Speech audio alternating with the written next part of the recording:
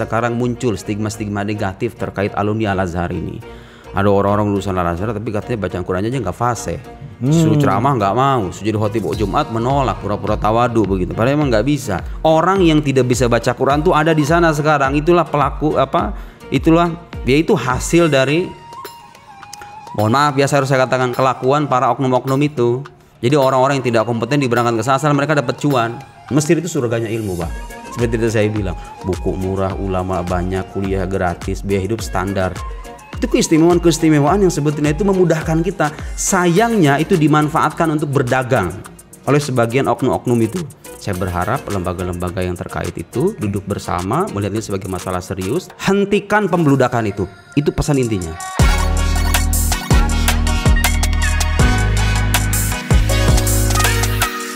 Penerimaan mahasiswa baru asal Indonesia di Universitas Al-Azhar Kairo diduga penuh masalah. Mari kita bicara dengan salah satu mahasiswa S3 Al-Azhar Kairo jurusan Akidah Filsafat, Mas Muhammad Nuruddin. Pak Ade, apa kabar? Ya baik, apa kabar Mas? Baik banget nih, udah episode 18 ya kita ya? Wah, ngebut nih kita. Ngebut banget, setelah kemarin bicara yang ringan-ringan, sekarang kita mau bicara masalah yang sebenarnya ini salah satu yang belum muncul ke permukaan ya. Ternyata banyak masalah nih Pak Denny. Iya, kita dengar begitu ya, makanya kita konfirmasi lah hari ini ya. Tapi kan sebenarnya banyak nih pertanyaan yang pengen aku tanyain ke Mas Muhammad Nuruddin nih. Kita perkenalan dulu deh ke teman-teman Kumparan. Mas Muhammad Nuruddin, apa kabar Mas? Alhamdulillah baik. Terima kasih sudah diundang. Ya, ini kehormatan bagi kita ya. Ahlan wa sahlan ya. Ahlan bikum. Ya, berarti sebenarnya kita perkenalkan diri dulu ya. Mas Muhammad Nuruddin berarti mahasiswa S3 ya? Alhamdulillah. Sekarang tercatatnya begitu. Berarti masih akan kembali ke Mesir ya? Insya Allah.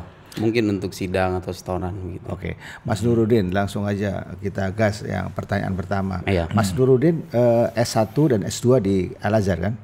Ya, betul. Ya, boleh tahu S1-nya berapa tahun? S2 saya ke Mesir 2012, lulus 2016, jadi normal 4 tahun. Luar biasa.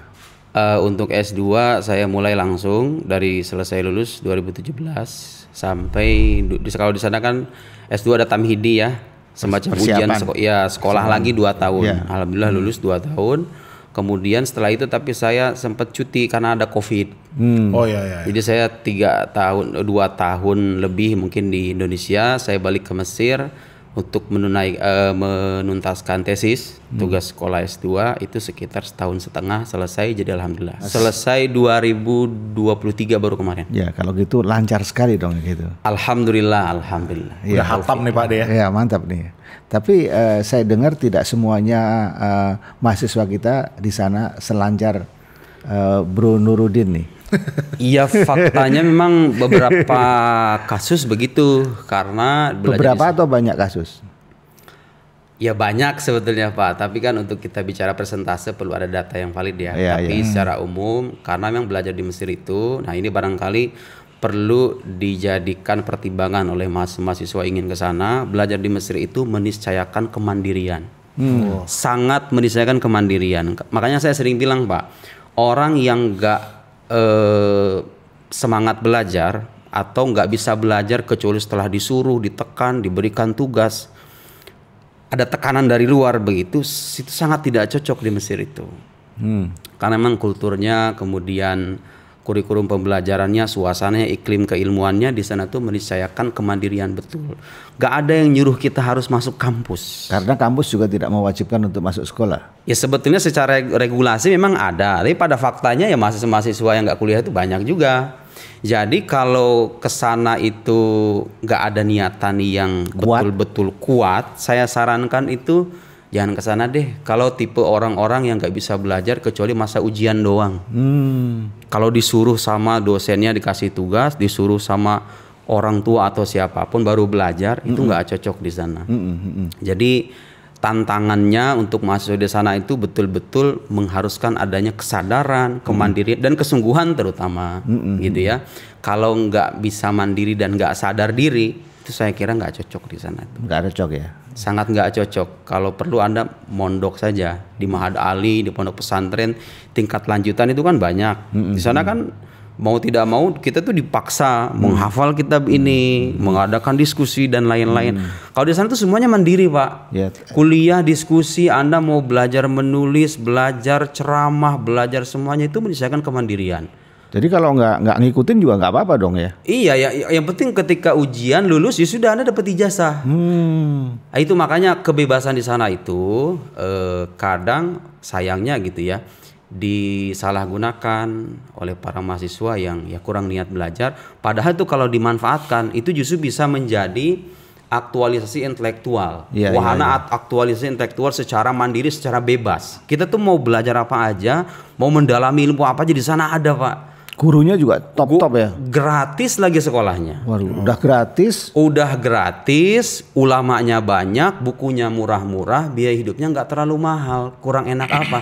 Dan sayangnya keistimewaan Mesir itulah yang kadang dimanfaatkan secara tidak jujur oleh sejumlah oknum, sejumlah pihak yang ya berbisnis dengan memberangkatkan mahasiswa secara masif. Waduh, ini kan sudah bahaya nih. Ya itu faktanya. Sekarang kita saksikan ada, Bapak bisa bayangkan 15.000 itu bukan angka yang kecil loh. 15.000 itu apa, Mas? Ya jumlah mahasiswa di sana. Oh, jadi satu kota itu ada 15.000 mahasiswa Indonesia. Data ini silahkan dicek ya. Tapi itu info yang kita dapat dari sejumlah mahasiswa. Walhasil belasan ribu lah katakan. Ya, soal akurasi silahkan bisa diverifikasi lebih lanjut. Antara 15.000 itu yang mungkin terdata, yang tidak terdata bisa jadi lebih banyak dari itu. Jadi di sana itu sekarang kondisinya sudah jauh berbeda dengan zaman saya dulu, apalagi dengan zaman-zaman sebelumnya. Berbeda itu artinya lebih baik atau lebih buruk? Ya itu kan berimplikasi dengan suasana keilmuan di sana, kondisivitas belajar, orientasi mahasiswanya.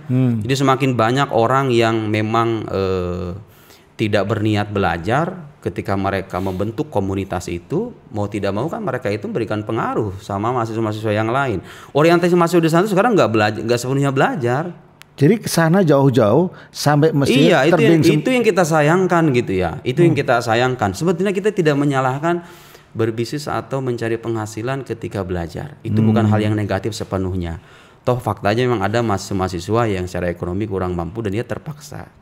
Tapi yang keliru itu ketika kita menomorduakan tugas utama. Kita datang ke sana itu untuk apa? Untuk belajar.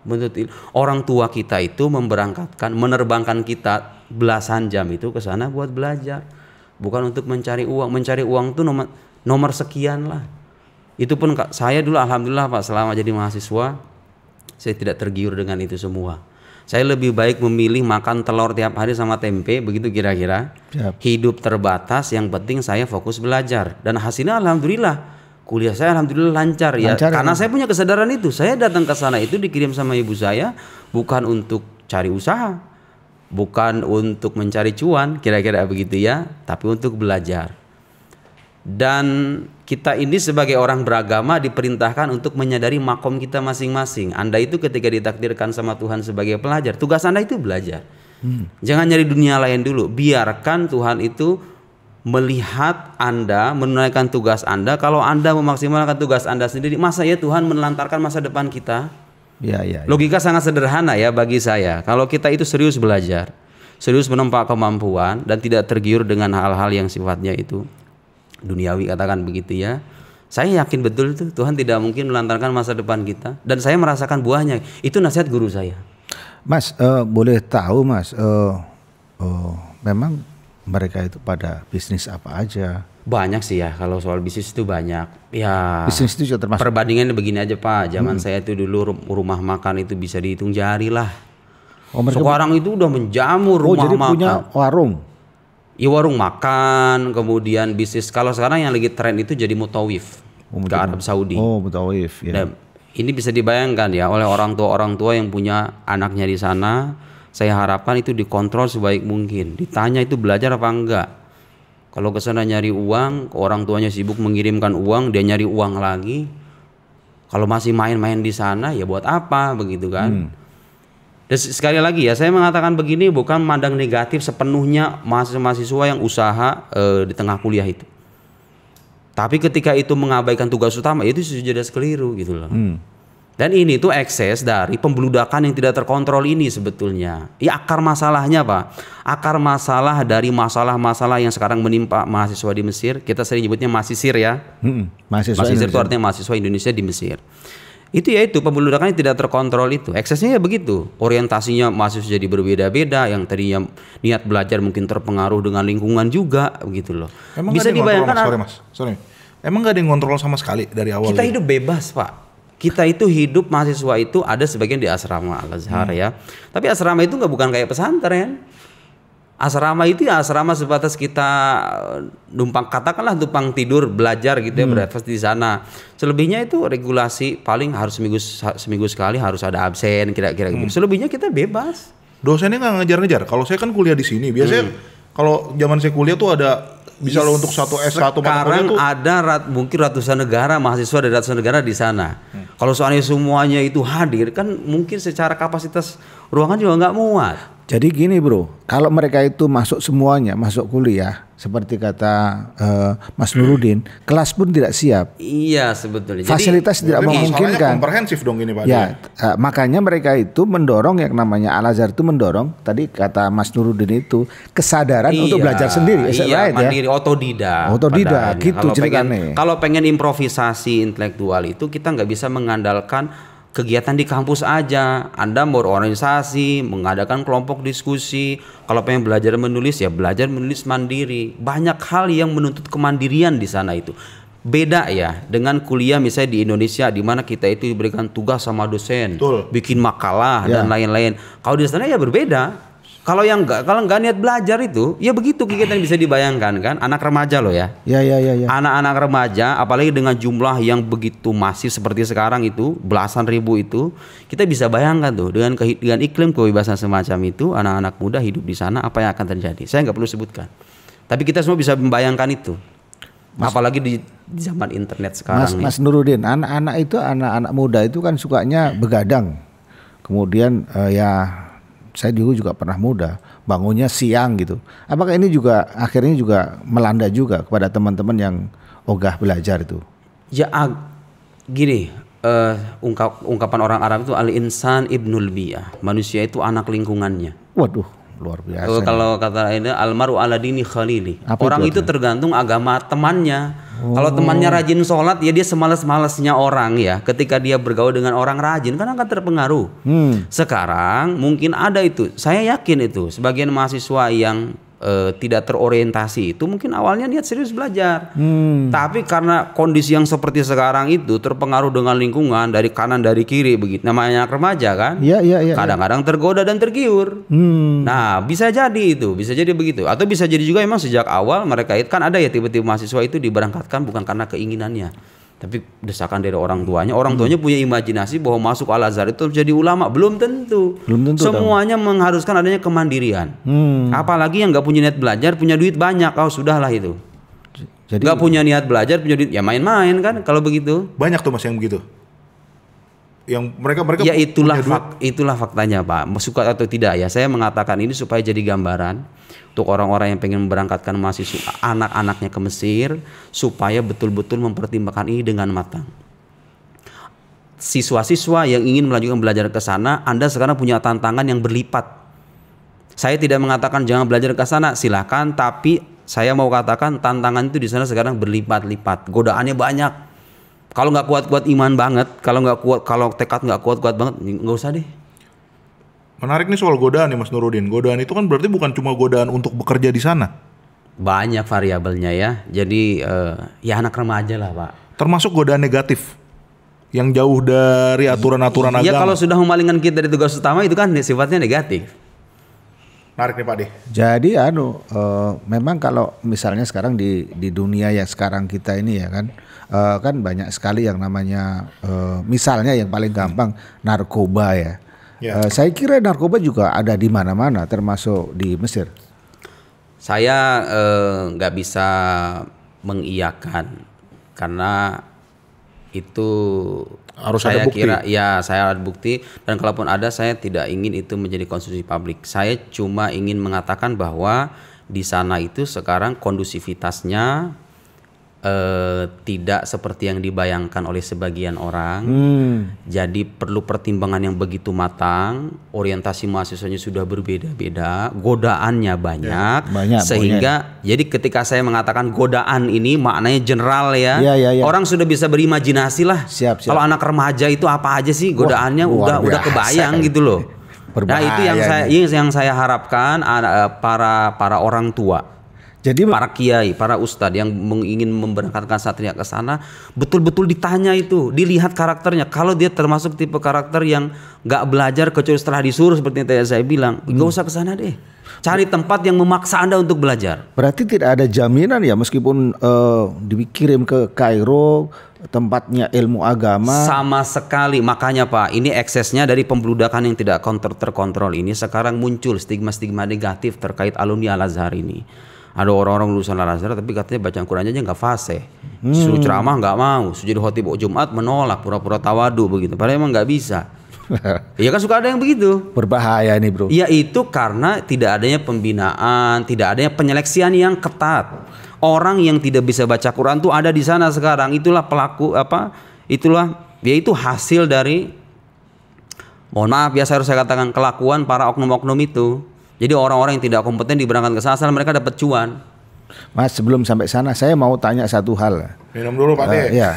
Biar nggak tegang banget. Jadi gini Mas, Mas sempat mengatakan bahwa kalau nggak keliru di dalam medsos Mas bahwa keadaan itu sudah dalam tanda kutip rusak. Wah. Iya, saya itu mengatakan begitu Pak karena saya pernah hidup di sana. Menerima informasi dari orang-orang yang di sana, sebagian itu saya saksikan juga. Kemudian ketika saya pulang, sebelum saya menulis itu juga banyak mahasiswa yang melapor dan sudah merasa gerah dan resah dengan keadaan yang seperti sekarang itu. Mereka itu berharap pihak-pihak yang selama ini menjadi penyelenggara keberangkatan mahasiswa itu seriuslah dalam menyeleksi itu seketat mungkin. Setiap tahunnya biasanya berapa sih Mas mahasiswa Indonesia? 1.500. Sekarang masih bisa bayangkan. Ini kalau misalnya nggak dihentikan, itu akan menambah masalah di atas masalah. Kalau pengen ini masalah selesai, itu dampaknya luar biasa loh Mas. Dampaknya luar biasa. Dampaknya itu nama baik alumni, nama baik lembaga-lembaga yang terkait. Termasuk Al-Azhar. OIA. Al-Azhar pun nanti kena batunya karena itu alumni sana tuh kan ketika mereka pulang, kita bisa bayangkan tuh. Kalau dari sisi kompetensi mereka itu mengecewakan begitu kan, nanti kan pelan-pelan orang akan mulai negatif kampus kita, alma mater kita sendiri gitu loh. Oh begini lulusan Al-Azhar itu. Padahal yang salah bukan Al-Azharnya. Memang itu tadi yang saya bilang, itulah hasil dari permainan oknum-oknum ini. Mereka memberangkatkan mahasiswa secara masif. Selama itu memberikan keuntungan materi begitu. Mereka tidak memikirkan itu dampaknya luar biasa loh. Nama baik Al-Azhar, reputasi alumni Al-Azhar, ya kan. Kemudian pandangan orang masyarakat umum tentang mahasiswa Al-Azhar itu kayak gimana itu akan dipengaruhi dengan alumninya loh.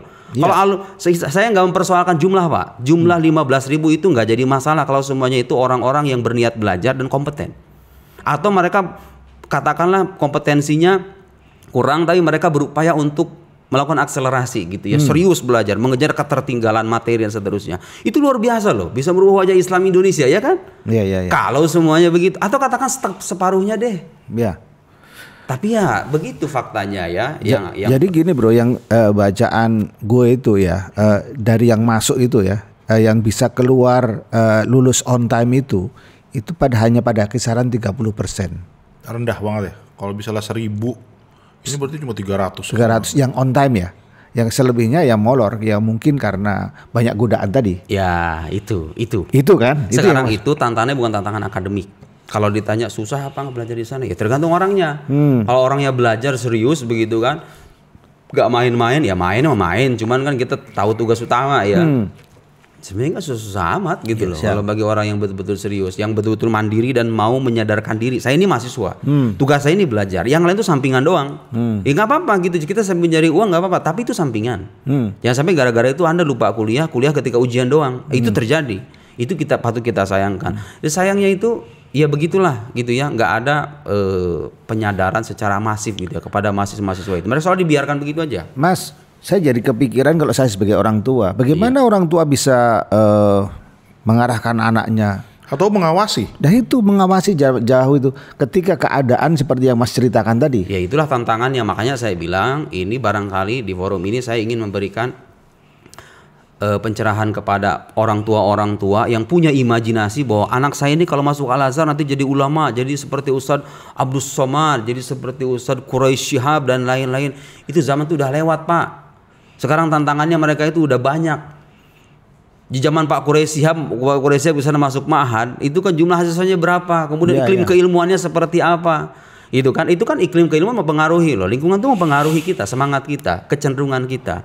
Jadi kepada orang tua yang pertimbanganlah sematang mungkin, anak Anda ini tipe kayak gimana. Jangan dia nggak punya belajar, diarahkan supaya berharap jadi ulama, dikasih uang jajan yang banyak, ya main-main nanti ke sana. Belajar ketika ujian doang. Pulang nggak jadi pulang bawa ijazah, saya yakin itu. Tapi kompetensinya yang kadang-kadang, bukan kadang-kadang sih, beberapa bulan lalu tuh aku nulis berita soal Al-Azhar. Bukan aku sebut mahasiswa di Mesir. Ada satu masalah yang benar-benar membuat concern saya nih, berantem. Habis main futsal. Dan bahkan tiba-tiba itu berita lumayan viral di sini. Iya, sangat besar di sini. Sangat besar. Terus kondisinya juga saya dapat informasi dari beberapa narasumber saya di Mesir. Dia bilang, wah ini kondisinya bahkan panas. Bahkan saya ngeliat itu ada muka yang kemudian sangat babak belur. Ya gitulah. Ya itu saya kalau oknum itu di mana-mana kan ada. Tapi yang jelas begini Pak, itu ekses dari apa yang tadi saya bilang. Oh tadi. ekses. Itu efek samping. Salah satu ekses. Iya betul. Itu makanya itu kan. Itu pada akhirnya Mas, kadang-kadang kan orang ketika menilai itu, lulusan ini kok begini. Iya, gitu kan. Bisa dibayangin nggak kalau itu nggak kita hentikan? Ini kalau tiap tahun kita berangkat 1.000, 2.000, 1.500. Terus mau gimana ke depannya, reputasi alumni, reputasi alma mater dan lain. Makanya saya itu kadang bertanya-tanya, mohon maaf ya kita harus menyebut lembaga-lembaga yang selama ini berpartisipasi dalam pembeludakan ini. OIAA. OIAA itu apa Mas? Organisasi Internasional Alumni Al-Azhar. Oh, jadi mereka ini yang memediasi antara pemerintah dengan Al-Azhar. Jadi maksud saya berangkat itu ya lewat mereka. Maksud Indonesia berangkat itu ini OIAA, Kemenag, kemudian tentunya juga KBRI Kairo. Kalau memang serius ingin membenahi kehidupan mahasiswa di sana, saya memohonlah, bukan cuma saya Pak, banyak mahasiswa yang mengalami kegelisahan itu.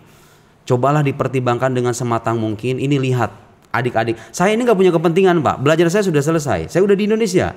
Andaikan 500.000 sekali di sana, saya nggak ada untung, nggak ada rugi gitu loh. Saya bukan orang punya kepentingan. Mau banyak mau sedikit ya itu urusan mahasiswa di sana, cuma saya peduli. Saya punya kebetulan kepada adik-adik saya yang punya niatan serius belajar ke sana, datang ke sana ternyata kondisinya kok kayak begini.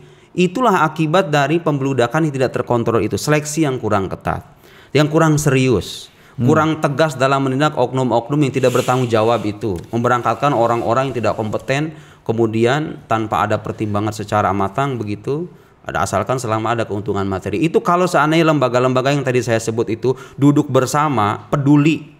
Karena ini berkaitan dengan nama baik alumni, nama baik Al-Azhar alma mater. Al-Azhar loh Pak, yang di mata dunia, saya nggak bilang di mata masyarakat Indonesia ya, itu punya tempat begitu kira-kira, punya wibawa. Umurnya juga sangat tua. Iya, kalau kita biarkan ini kondisi semacam ini terus-menerus kita berbisnis gitu, memberangkatkan mahasiswa membludak begitu-begitu, mau sampai kapan? Anda mau menunggu bom meledak itu kemudian nanti muncul stigma negatif yang begitu masif di kalangan masyarakat Indonesia, beginilah alumni Al-Azhar. Tapi kalau nggak dibiarkan bisa jadi itu terjadi. Kalau dibiarkan maksud saya. Mas, biaya pemberangkatannya berapa sih? Kalau misalnya kita mau untuk belajar buat S1 nih. Kalau kuliah kan setahu saya gratis. Koreksi bila saya salah nih Mas. Biaya pemberangkatannya berapa Mas? Sekali berangkat mahasiswa tuh diwajibkan membayar berapa Mas? Macam-macam sih. Ada yang 17 juta, ada yang 18 juta, 16 juta, sekitar segitu. Ada yang lebih dari itu. Ya oknum yang mengkomersialisasi ya, ada yang lebih dari itu. Ada yang sampai 30 juta? Ada, ya. Ada sampai 40 juta?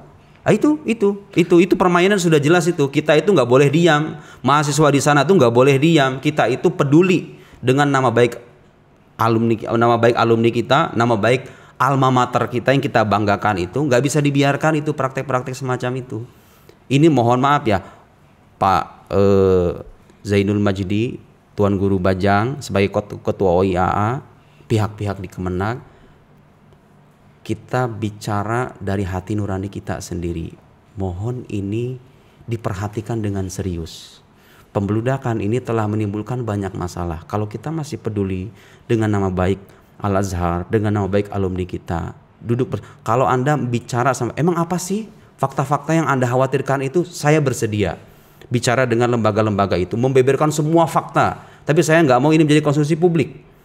Saya ini saya akan bisa menyampaikan secara detail semuanya. Fakta-fakta yang mungkin kalau Anda dengarkan Anda akan merasa ngilu. Itu akibat apa? Akibat pembeludakan yang tidak terkontrol. Semuanya bertanggung jawab. Semuanya bertanggung jawab. Kenapa ini bisa dibiarkan begitu bertahun-tahun? Kita nggak peduli apa dengan nama baik alma mater kita, nama baik alumni kita. Mau sampai kapan kita begitu terus? Andai kata Grand Salazar melihat kelakuan para oknum itu ya, saya yakin beliau murka itu. Anda sudah mencoreng secara tidak langsung kan, seperti sebetulnya. Anda menjadi salah satu sebab kehancuran kehidupan para mahasiswa di sana. Dan asbabun nuzulnya itu sebagaimana Mas bilang tadi, cuan. Ya apalagi sekarang kalau seandainya nggak menghasilkan uang, ngapain berangkat ratusan ribu begitu? Jadi kita harus tegas nih, mahasiswa PPMI, kekeluargaan. Kalau ingin merubah. Tapi kalau Anda mau pasrah dengan kenyataan, ahlan wa sahlan. Saya tidak menanggung resiko apapun. Saya sudah di Indonesia. Tapi mahasiswa yang masih di sana ini, PPMI, kekeluargaan, KBRI, kita bergerak secara masif dan proaktif menyuarakan ini.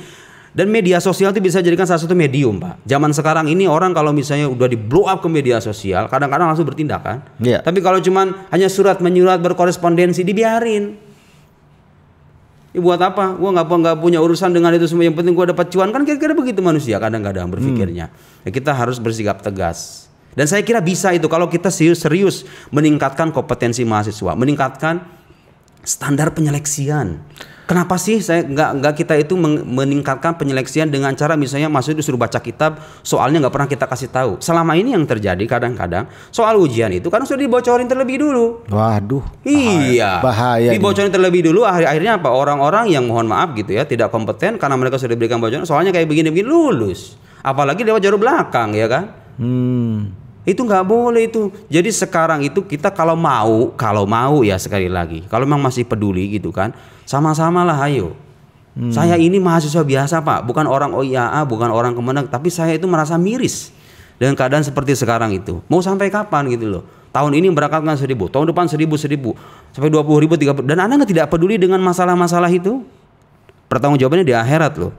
Itu kalau semua keburukan dan masalah-masalah itu sebabnya adalah pembeludakan yang tidak terkontrol itu, kurang serius, penyeleksian yang kurang begitu ketat itu, harusnya kan diperketat gitu loh. Kalau sudah tahu membludak begini, diperketat penyeleksiannya, standar, pilih kadar-kadar terbaik pesantren. Katakan mereka kurang mau secara ekonomi, kita bantu kalau bisanya mau, kan begitu kira-kira. Bukankah itu bisa merubah wajah kehidupan di sana? Kalau mahasiswa yang berangkat itu orang-orang yang benar serius dan kompeten dalam belajar. Berarti Mas lebih sepakat mengirimkan sedikit tapi berkualitas ya, saya kira bukan cuma saya Pak, semua orang yang berakal tuh begitu. Di mana-mana. Coba Mas sekarang sepakat nggak dengan saya? Semua manusia yang berakal itu tahu kualitas itu lebih penting ketimbang kuantitas. Betul. Kalau kuantitas itu berbanding dengan kualitas itu lebih baik lagi gitu loh. Saya sepakat, jangan 15.000. 20.000 sekalipun silakan. Semuanya itu katakan separuhnya mereka itu berniat belajar serius, giat, mengaji dan semacamnya. Itu luar biasa, aset bangsa. Memangnya mereka itu hanya mengirimkan tanpa kemudian bisa memantau dari waktu ke waktu, atau mereka hanya mengirimkan kemudian terserah Anda? Kenyataannya begitu, mereka dilepaskan begitu aja. Oh, gitu. Urusan birokrasi ya selesai, pemberkasan ya mungkin karena mereka punya tanggung jawab selesai. Tapi soal kegiatan sehari-hari kan nggak bisa dikontrol. Soal mereka kamu ngapain di sana, belajar apa enggak, itu kan urusan pribadi masing-masing. Itu berkaitan dengan lingkungan pada akhirnya. Ada anak-anak yang rajin, lingkungannya kurang bagus, akhirnya begitu. Pulanglah mereka ke Indonesia, apa yang terjadi? Ya Bapak bisa bayangkan sendiri. Saya itu Pak, waktu saya pulang dari Mesir itu nemu informasi dari saudara saya. Itu ada orang 10 tahun di Al-Azhar katanya, disuruh ceramah. Bilangnya apa? Nolak terus. Saya cuma ketawa-ketawa aja, saya udah tahu gitu kan. Ya itulah tipe-tipe mahasiswa yang di sana itu ya begitu, main-main, nggak belajar. Saya mengatakan begini, satu, supaya memantik motivasi. Mahasiswa yang di sana, kalau Anda tidak mau malu atau dipermalukan, Anda belajar yang benar dari sekarang. Siap. Kalau Anda ingin memperbaiki reputasi dan nama baik alma mater Anda belajar dari sekarang. Jangan main-main, main dia seperlunya aja. Kemudian saya juga ingin memberikan gambaran kepada orang-orang yang pengen kuliah di sana atau orang tua yang pengen menyekolahkan anaknya di sana, coba itu pertimbangkan dengan matang. Kalau Anda tidak mau anak Anda, mohon maaf, menjadi dua tanda petik sampah, pastiin dulu dia niat mau belajar apa enggak, dia tipe anak kayak gimana. Kalau belajar harus disuruh-suruh, nggak usah. Tapi kalau dia benar-benar kayang begitu, dia tekad kuat, mandiri orangnya, ahlan wa sahlan. Mesir itu surganya ilmu, Pak. Seperti itu saya bilang, buku murah, ulama banyak, kuliah gratis, biaya hidup standar. Itu keistimewaan-keistimewaan yang sebetulnya itu memudahkan kita. Sayangnya itu dimanfaatkan untuk berdagang oleh sebagian oknum-oknum itu. Bisnis. Berdagang, ya itu berdagang jelas gitu loh. Itu sudah perdagangan itu, 15.000 itu. Perdagangan manusia dalam tanda kutip. Anda bisa mengatakan apapun itu, tapi faktanya begitu. Seperti pemberangkatan TKI ilegal, jangan-jangan Pak Di. Ini bisa menyaingi bisnis umroh haji loh, keuntungannya barangkali kan. Wah, berbahaya. Ya sekarang bayangin Pak, sekarang coba dengan biaya segitu, sekarang kali kan 1.500 berapa miliar ayo? Ini dugaan yang sangat-sangat serius nih kalau misalnya. Iya, ya. Mas, tadi kan Mas bilang bahwa memang tapi mohon maaf ya, saya tidak menafikan ada broker-broker yang jujur. Dia tidak mengkomersialisasi secara lebih, dan saya pernah berkomunikasi dengan mereka. Bahkan mereka itu mendidik kader-kadernya itu secara serius juga. Gak mau memberangkatkan ke Mesir kecuali setelah mereka itu ditempa secara serius. Ada, saya gak menafikan begitu dan saya menghormati mereka.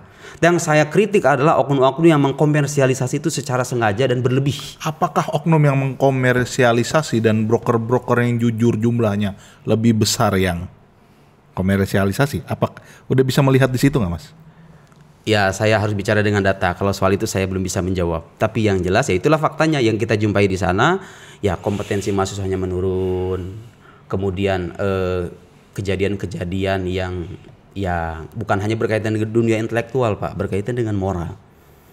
Ekses dari pembeludakan ini luar biasa nih. Makanya OIAA, Kemenag, KBRI kalau tidak ada tindakan Anda bertanggung jawab terkait kerusakan mahasiswa di sana ini. Kalau didiamkan begitu aja masih ngeberangkatin 1.000, 2.000 begitu, hati-hati loh.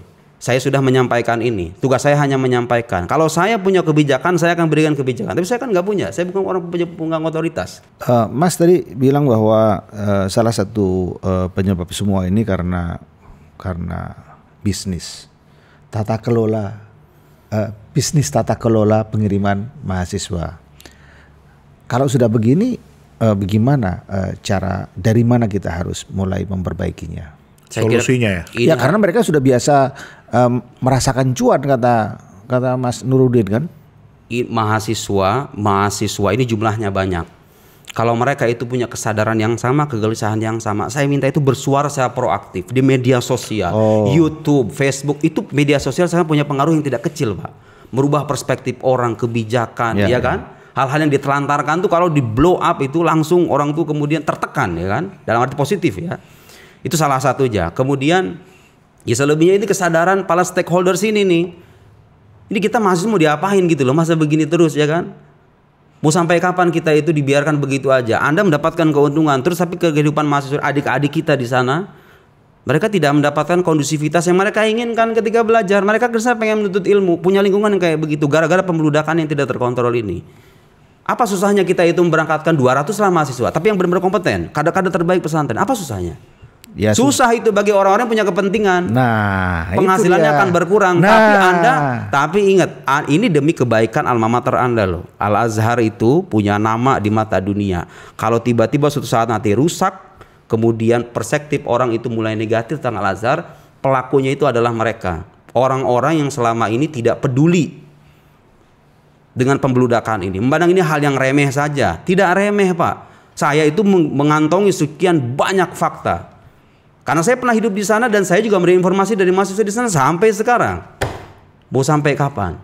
Mau sampai kapan? Anda rela pandang negatif alumni Anda sendiri, termasuk lembaga-lembaga itu akan kena batunya nanti.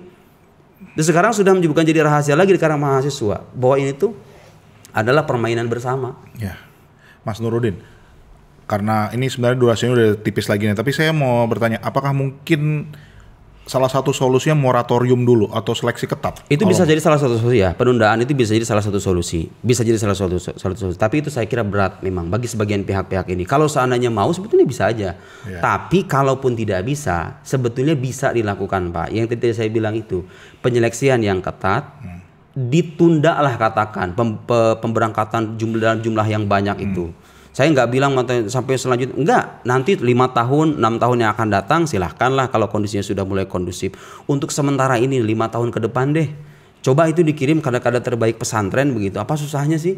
Bahkan Pak, dengan biaya seperti sekarang ini, ada anak-anak sebetulnya punya niatan, punya itikat, punya kompetensi, dan mereka itu santri-santri yang unggul. Terhalang niatnya gara-gara permainan orang-orang ini. Biayanya yang mahal, jadi mereka malas belajar. Padahal mereka lebih berhak loh. Yang berangkat itu siapa pada akhirnya? Yang punya uang. Ya punya uang dong pada akhirnya. Kalau ini permainan itu, ya begitu faktanya. Jadi saya nggak mengada-ngada nih. Ini fakta-fakta semacam ini saya yang menjumpai, saya menerima informasi bahwa ini memang sudah menjadi permainan besar. Ini sebuah menjadi bisnis besar.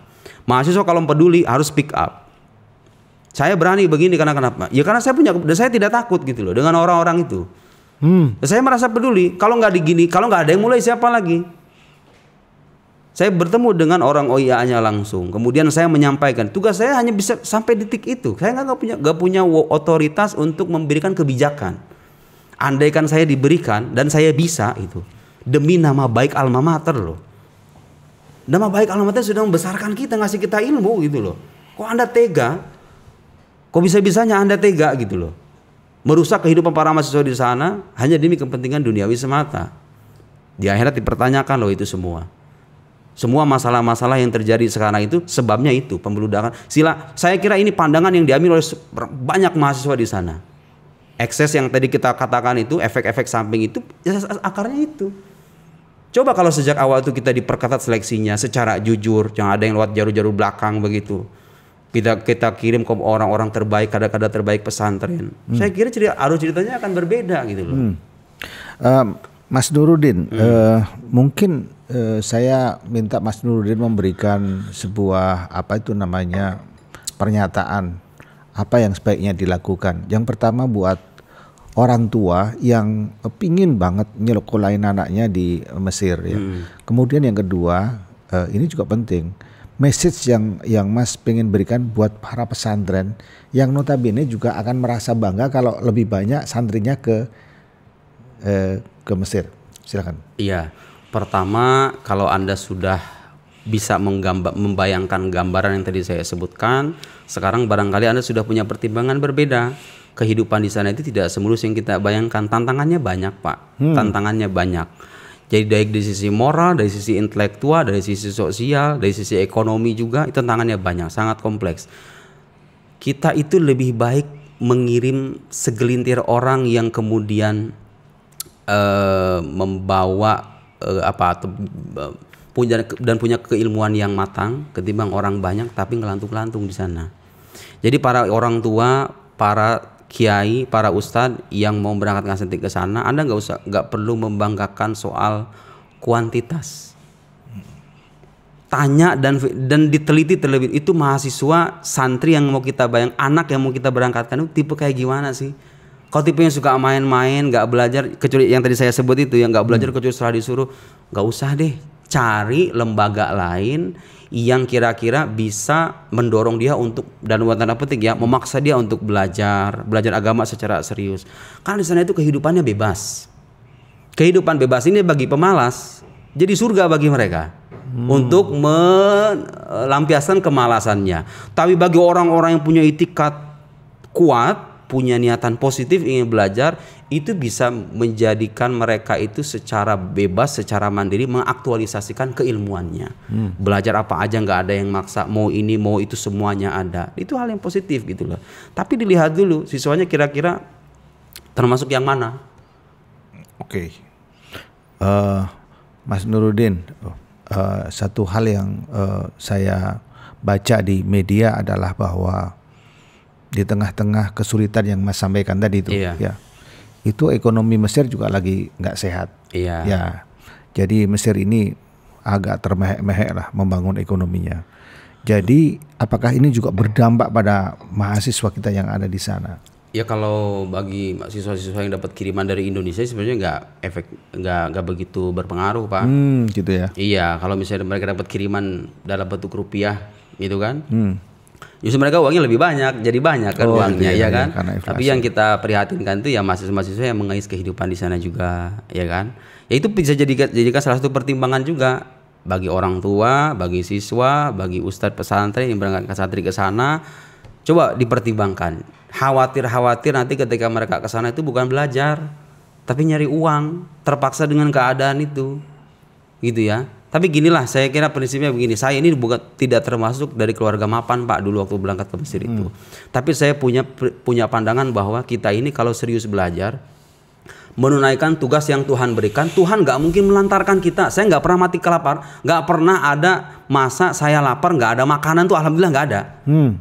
Rezeki kita itu dijamin asalkan itu tadi ibadah yang benar, hidup yang lempeng, belajar yang serius, nggak usah tergoda sama begitu nanti ngikut itu. Lama kelamaan juga gitu ya. Ini saya pesan saya kepada para mahasiswa di sana. Gak usah khawatir. Saya itu termasuk yang begitu. Saya dikirimin 1 juta sebulan Pak. 1 juta. Dan saya cukup itu. Orang tidak percaya. 1 juta itu berarti kalau sekarang sekitar $70. Yes. Itu saya sebulan cukup Pak. Cukup 10. Saya selama setahun dikirim sama orang tua saya 1 juta sebulan. Itu saya cukup. Segitu saya masih bisa beli buku. Saya pulang dari Mesir bawa beli buku 25 karton. Seperti yang Mas Nuruddin bilang ya, buku di sana murah. Iya, kalau orang niat belajar kan begitu. Masalah ekonomi itu kadang-kadang tuh orang-orang mahasiswa yang tergelincir kemudian orientasinya berbeda itu awalnya punya niatan, saya pengen mandiri lah. Saya tidak ingin merepotkan orang tua. Awalnya niatannya bagus. Tapi manusia kan kalau sudah tergoda dengan uang tuh rasanya begitu. Males belajar, ditinggalin pelan-pelan, ditinggalin beneran ujung-ujungnya. Jadi nggak belajar dong. Ini menarik banget nih Pak Denny. Salah satu yang terungkap mengenai kondisi mahasiswa kita di Mesir. Ya, dan yang juga jadi catatan kita yang Pak D tahu nih ya, bahwa mahasiswa kita di Mesir itu jumlahnya paling besar di antara mahasiswa di Timur Tengah. Betul. Ya, jadi kalau kita mau tahu warna Islam Indonesia 10 tahun ke depan, itu lihatlah mahasiswa di Mesir. Ya. Karena jumlahnya paling banyak. Hampir 60 atau 70% dari mereka yang ada di Timur Tengah. Jadi betapa besar yang namanya beban yang akan dipanggul oleh mahasiswa-mahasiswa kita di Mesir itu. Ya. Mas Nuruddin, makasih banyak nih udah menyempatkan waktunya buat ngobrol-ngobrol sama kita di Deep Talk. Semoga dengan apa yang disampaikan Mas Nuruddin bisa memperbaiki keadaan. Mudah-mudahan ya, saya berharap itu. Saya sangat berharap itu. Mudah-mudahan ini didengar oleh pihak-pihak yang tadi kita sebut itu. Saya mengatakan begini, asas kepedulian, berdasarkan kepedulian, tidak punya kepentingan sama sekali. Saya berharap lembaga-lembaga yang terkait itu duduk bersama, melihat ini sebagai masalah serius, dan kalau peduli dengan nama baik alma mater, nama baik alumni, masa depan adik-adik kita, masa depan alumni kita, tolong selesaikan ini. Hentikan pembeludakan itu pesan intinya. Oke. Teman Kumparan, terima kasih sudah menyaksikan episode Kumparan soal mahasiswa di Mesir. Saksikan kembali Deep Talk selanjutnya untuk membahas isu-isu internasional dan faktual dan aktual. Andreas Giri undur diri. Syukron Pak D. Dan Mas Nuruddin, terima kasih banyak. Terima kasih Mas. Terima kasih banyak. Terima kasih. Terima kasih banyak.